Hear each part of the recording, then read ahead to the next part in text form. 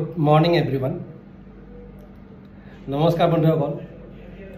আজি আমি এই ভিডিঅ'টোত আলোচনা কৰিম আপোনাৰ ব্লাড প্ৰেছাৰ কিমান থাকিলে মেডিচিন খাব লাগে আপোনালোকৰ সকলোৰে মনত থাকে ডাউট হৈ থাকে মোৰ 150 আছে খাব লাগিব নেকি 140 আছে খাব লাগিব নেকি বা 160 আছে খাব লাগিব নেকি বা 120 80 আছে খাব লাগিব নেকি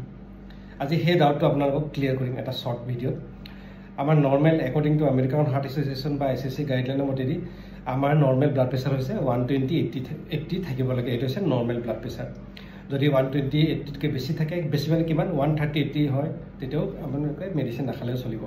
যদি 140 90 হয় তেতিয়াহলে মেডিচিন আপোনালোকে খাব লাগিব এটো স্টেজ 1 হাইপাৰটেনশন আৰু তাতকৈ যদি বেছি থাকে 160 বা 180 তেতিয়াহলে ডেফিনেটলি মেডিচিন খাবই লাগিব তাতকৈ ডাঙৰ কথা হ'ল যি সকলৰ ৰিস্ক ফেক্টৰ থাকে ডায়াবেটিস থাকে ফ্যামিলি হিস্ট্ৰি থাকে আৰু অন্যান্য কিডনি প্ৰবলেম থাকে তেখেতসকলে